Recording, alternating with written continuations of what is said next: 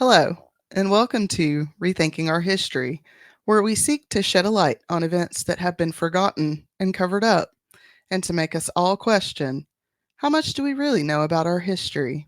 I'm Felicia. And I'm Ian, and we are here to reveal all the sordid details of history that have been swept under the rug. Get ready to get angry, be curious, and maybe have a laugh or two as we rethink our history.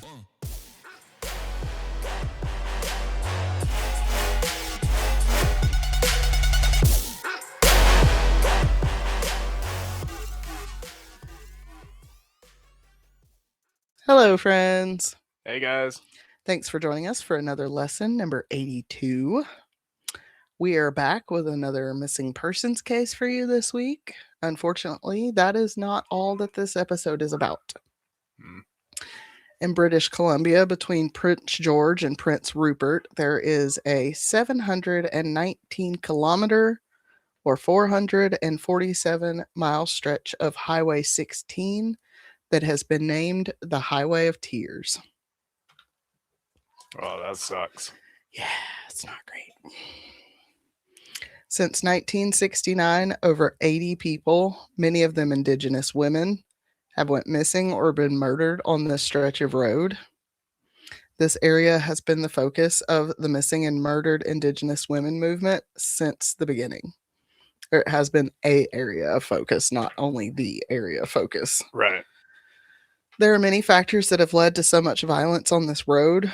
We have yet to touch on the residential schools that indigenous people were forced into, but indigenous people living in Canada had some of the worst schools.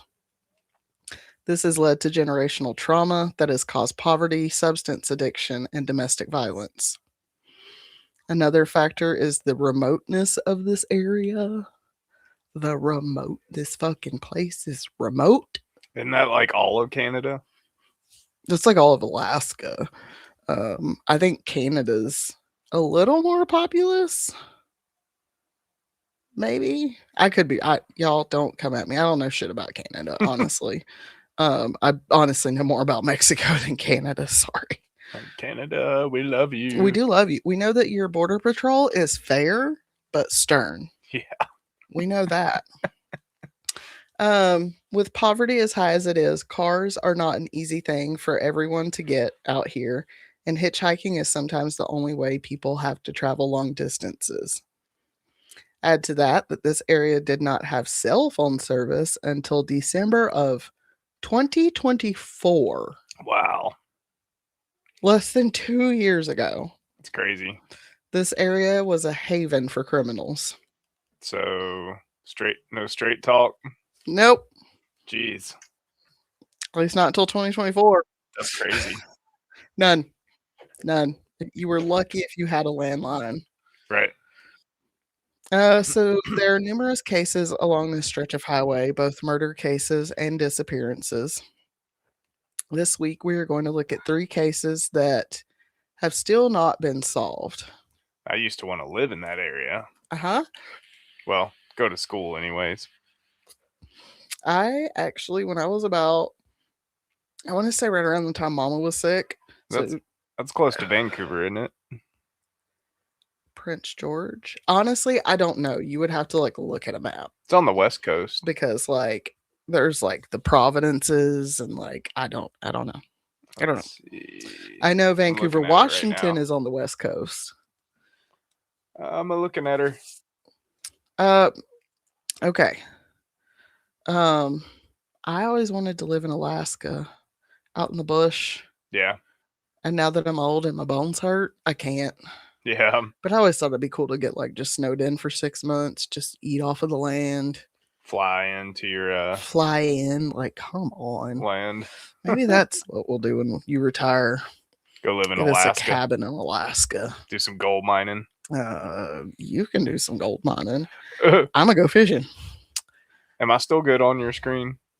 I am not sure. Let me see. My phone screen is frozen. Yeah, you look fine on my side, okay. So we look good over here. Just let me know if it kicks you out. Okay. It still says it's recording. So. All right. First, we are going to take a look at the Jack family of Prince George, British Columbia, in Canada. This family disappeared on August 2nd, 1989, under curious circumstances. Ronald Jack was a 26-year-old woodcutter. Doreen, his wife, was also 26, and they had two sons, Russell, age 9, and Ryan, age 4. I'm a lumberjack and I'm okay. We do not know a lot about how Ronald and Doreen grew up. We know a little about Doreen from her sister, Maria. Maria has stated that the two experienced various forms of abuse and abandonment from their family. Maria does also point out that poverty was epidemic or endemic in their community. Once the girls were sent to Le Jacques residential school, they also suffered abuse at the hands of those who were supposed to be caring for them. After the residential school closed in 1976, Doreen went to live in a live in Catholic school, which I'm sure probably wasn't much better than the residential school. Probably not. There she met Ronald and they had a relationship. Um, it would not last. It did not last that time. And when Doreen was 16, she gave birth to her first son, Russell, on February 28th, 1980. 2 years later, Ronald and Doreen reconnected and they moved in together with his parents in South Bank. Ronald's mother, Mabel, said they seemed happy during this time, and Ronald loved and treated Russell like his own son. Their second son, Ryan, was born on July 26, 1985. I'm sorry, I'm in a little distracted. His cat's climbing around our 3D printer plastic shelves over here, and she's very confused about what she's doing. She's like, I'm trying to go this way, and I'm trying to go that, and I think I'm going to go this. Where am I going? I can't. I'm waiting for her to go to the door. Yeah. There she goes. She's at the door. You want me to grab her? Yeah, if you don't mind. So if not, she'll start scratching and digging and going crazy. Let me out. I'm trapped.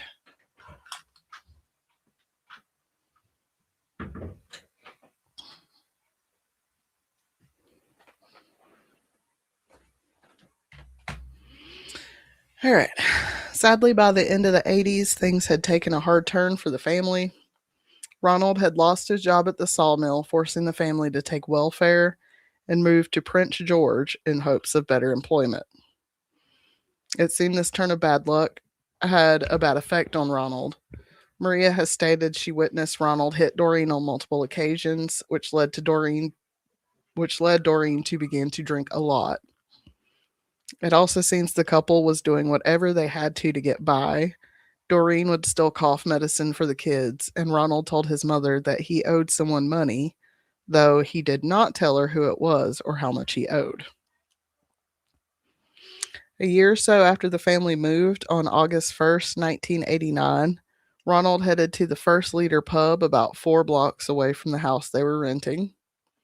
While there, he was approached by a man who offered Ronald and Doreen jobs at a logging camp, either at or near Cluz Lake. All right. The man told Ronald the job would last no more than 2 weeks. There would be work for Doreen as a cook, and that there would be childcare for the kids. The man has been described as, quote, a white man in his late 30s who is between 183 centimeters to 198 centimeters, or 6 feet to 6 foot 6 inches tall, and weighed between 91 and 125 kilograms, or 200 to 275 pounds. The male had reddish brown hair and a full beard and was wearing a ball cap, red checkered work shirt, faded blue jeans, a blue nylon jacket, and work boots with leather fringe over the toes, end quote. The Jacks did not have transportation, so the man offered to pick them up and drive them out to the camp in his truck. Ronald was seen leaving the pub with the man at 11:16 p.m., and they went back to Ronald's house. Just a few hours later, in the early morning hours of August 2nd, Ronald called his brother. Oh, excuse me. to see if he could watch the kids while they worked, but he could not. He then called his mother and ended the conversation by telling her to come look for him if he did not return. Sir, what? How you gonna end your phone call with your mother like that? Hey, if I don't come back, you should probably come looking for me. Maybe you don't go. Did he come back? I'm gonna let you think about that for a minute. I'm gonna say no. A few of Doreen's relatives dropped by and witnessed the family loading their belongings into a truck, and that was the last time anyone saw the Jack family. Hmm. It took a few weeks, but Mabel did report the family missing in late August. While police did go to their house and search, they did little else as this was the 80s and the RCMP did not care to investigate crimes against indigenous people. It's And horrible. this is not just me being ACAB either.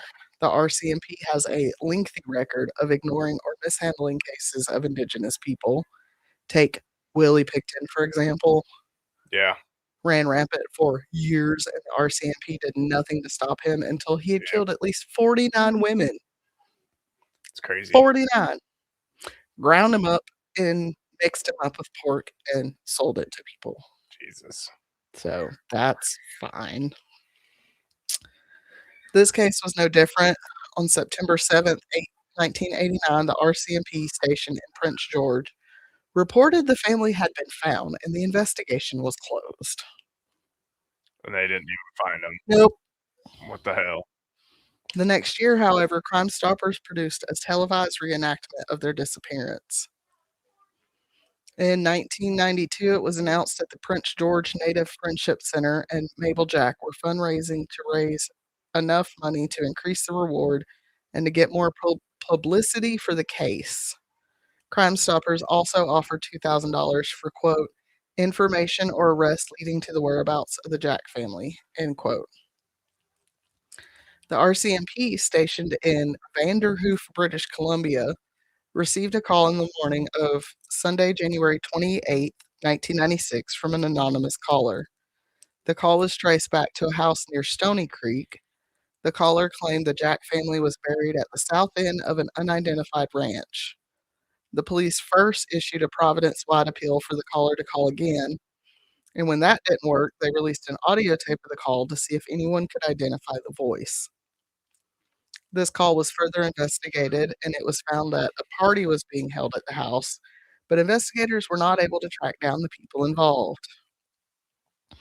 The RCMP again asked for the caller to come forward in 2018, and in August of 2019, a search was conducted with ground penetrating radar on property of the Sacoos First Nation south of Vanderhoof, but no evidence of the Jack family was found. Hmm. And I'll just go ahead and say I didn't put any numbers in this, but like if you have any information about any of these cases, call the RCMP. It's their fucking job to investigate them and they need to do their fucking job. Right. The next case we're going to look at takes place in 2011. This is the story of Madison Scott, who disappeared after a party at Hogsback Lake, 25 kilometers southeast of Vanderhoof, British Columbia. Madison Geraldine Scott was born on April 29th, 1991. I just realized what that date was. That's 1 year before the LA riots. Yeah. All right. To parents Eldon and Dawn Scott, and was one of three children, Ben and Georgia being her siblings. Maddie is what people called her, and she was known to enjoy riding dirt bikes, figure skating, horseback riding, and hanging out with her friends. Now, Maddie kind of seems like a badass. Maddie was an apprentice heavy duty mechanic in the logging industry, All right. in which she worked with her father. Like, get it, girl? It's And gonna she be Patty. figure skated and rode dirt bikes and rode horses. Her brother described her as someone who was as comfortable in a dress as she was in work coveralls. She spent most of her life in Vanderhoof, where she graduated in 2009. When she went missing, Maddie was a white 20-year-old woman who weighed 160 to 180 pounds, or 73 to 82 kilograms. She was 5 foot 4 inches, or 163 centimeters, with green eyes and natural ginger hair. 1 month before she disappeared, she got the outline of a bird tattooed on the inside of her left wrist. According to those who knew her, Maddie had a vivacious, fun loving, playful personality and was often spontaneous. She also enjoyed performing with and for her friends in short amateur videos and was very social at school while also meeting the academic demands. On the night of May 27th, 2011, Maddie drove in her white 1990 Ford F-150 with her friend Jordy Bulduck to Hogsback Lake. This party was supposed to be a small gathering for friends, but as you know, once word gets out, it turns into a fucking, what is that one party movie that was like crazy? They went like crazy. It's like Party X or something. I don't know. I'll have to look that up. But word got out and a huge group of people began to arrive. A fight is said to have broken out around midnight where Jordy got hurt. She left with her new boyfriend, and according to her, she asked Maddie to leave with them, but she refused. It is believed Maddie had made it back to her campsite, and she sent her father text messages later that evening as well. The next day, Jordy and her boyfriend returned to the campsite to gather their belongings. Jordy found Maddie's tent empty and unzipped, with her sleeping bags and things moved to the side. Jordy claimed she did not see Maddie and she did not report her missing. I gotta admit, Jordy feels a little suspicious. Just in my brain, like I'm no detective, Right. but Jordy feels a little suspicious. Hmm. The next night, Saturday the 28th, another party took place in the same location. Maddie's tent was flattened, and although the person who was responsible was questioned, nothing has come of it. Yeah, I Now, would be questioning the fuck out of all of that. right, They've been right. like, where'd you go? Well, Like, they allege that they this like is the fucking wilderness. Like, talked to all the partygoers. find her. Yeah. Oh, don't worry. They investigated this one. Yeah, They did their due diligence for this girl, which like good, right. you know. Yeah. Um, yeah, it's my next paragraph. Now I was going to now I'm not sure what I meant to say right there. Oh, I probably was going to say now I want to say that of course I want law enforcement to investigate every missing person's case. Right. This investigation, however, highlights how little Native people are investigated when they go missing versus a white girl who goes missing. Right. Yes, these cases are a couple of decades apart, although the next one is actually relatively close to this one, Yeah, and there's still a stark contrast in how the two are investigated. I'm sure. That's the part of the law that like sickens me. Like, Mhm, we can't get like, unless you have money, like you can't get law enforcement to do their jobs correctly. that's because they're slave catchers, not Yeah. law enforcement. Yeah. But anyways, They the don't care about the law. no. The RCMP investigated the campsite and stated they found no signs of a struggle. The only things missing were the clothes she had been wearing, her iPhone 4 that had a light blue case, and a large bundle of keys on a Gothic lanyard. There was an extensive search launched at Hogsback Lake. This lake is roughly 128 acres and reaches 22 feet at its deepest point. They used every resource available, including quads, horses, helicopters with infrared cameras, divers, and cadaver dogs. During the day, groups of people would go out to walk grids side by side. Cadaver dogs spent all day searching the area, and in the mornings, the helicopters would go out to look for any signs of body heat before the day warmed up. They find any stairs. I don't think so. I didn't see anything about it. Right. The helicopter search covered an area of about 2,788.16 square kilometers. Wow. Boats were also sent to search the lake using side scanning radar. Madison's friends and family have put up billboards and signs and used the media to get word of her disappearance out there. They issued a reward of $100,000 for any information that would lead to the arrest of whoever did something to Maddie. And every year they put on a poker ride to raise awareness about her case. While there is no evidence of foul play found at the campsite, there was also no evidence of Maddie leaving on foot. This led investigators to believe she had been picked up by someone in a vehicle. While the RCMP does believe foul play was involved, there are various theories about what could happen to her.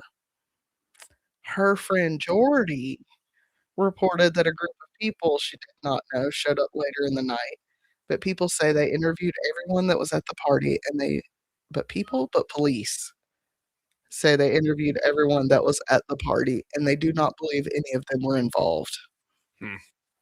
They have also not been able to identify anyone who had a problem with Maddie, and everyone they asked to take a polygraph cooperated. Maddie's case is not officially tied to the missing murdered Indigenous women cases of Highway 16 because there are some differences, but that it is not to say that someone didn't just see a lone woman and decide she would be an easy target. Right.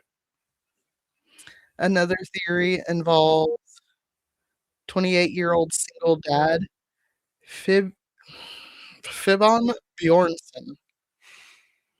Bjornsson had a history with drug use. What's a Viking doing over I'm there?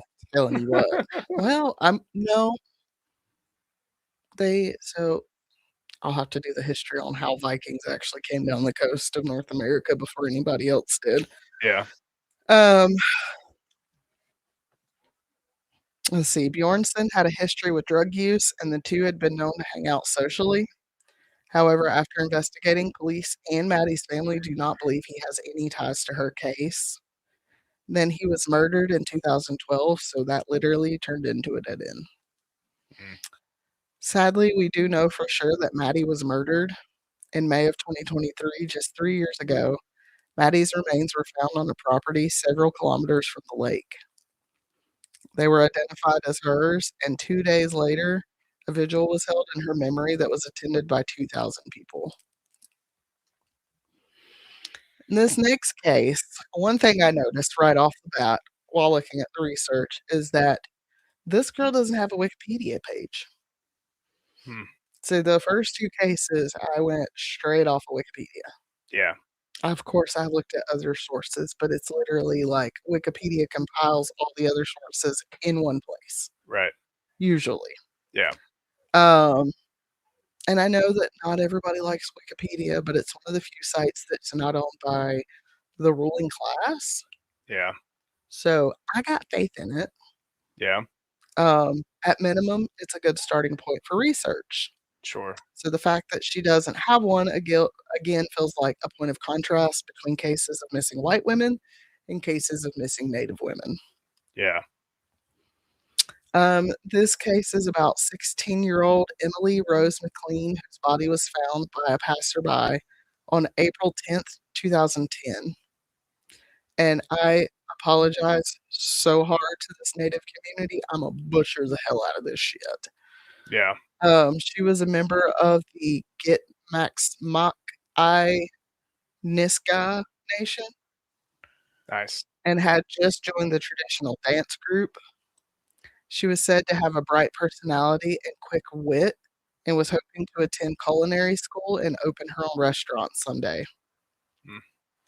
Emily had grown up in Prince Rupert with her mother Sandra and her father Dennis, who had died of cancer 11 months before she was found. Man, her poor mother. Uh-huh. I can't imagine. She was also the second youngest of four children. Emily's body was found partially submerged in the Prince Rupert Harbor.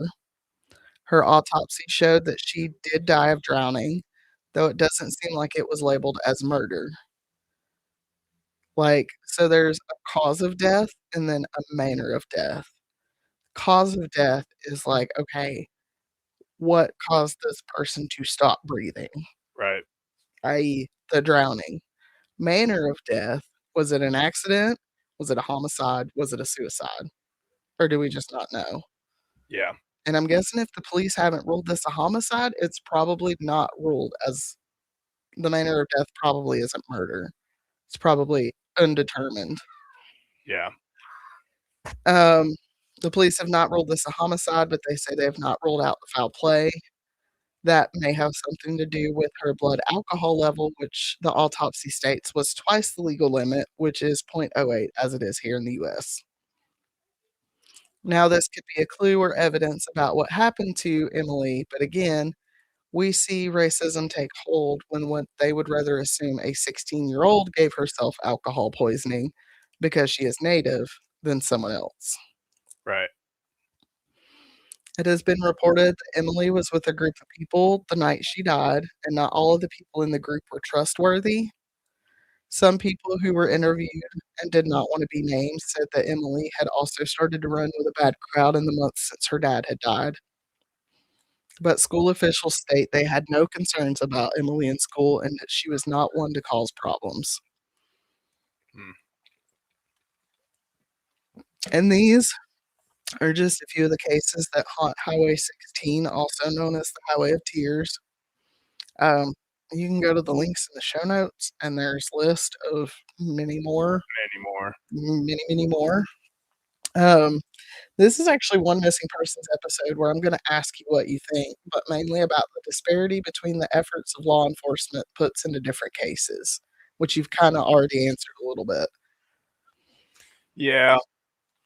I mean, it's another reason why I don't like police because, I mean, it's laws for us and not for them. Laws for thee, not for me. Yeah. Yeah. And it's like, I don't know. I And wish they can murder brown people all they want and they get away with it. Like, there's very few that's been charged since, ICE has been doing their thing. because and like I think people think we're joking when we say that the system of policing, especially in America, is literally built off of the system of catching runaway slaves. Yep. Like that's literally where it started. And I mean, it it's not And it hasn't changed. and it's not just for brown people neither. Like, they can do it very easily to a white person as well. Yeah, I and I mean, mean poor people, yeah, my you friend know? my friend Ben was one of them. Yeah, He was murdered by the local police, and guess what they got? They didn't get charged with murder. nothing. They got charged with taking a vacation for 6 months, Yeah. which is bullshit. Like, but, you know, But this is more like that's why I don't like police.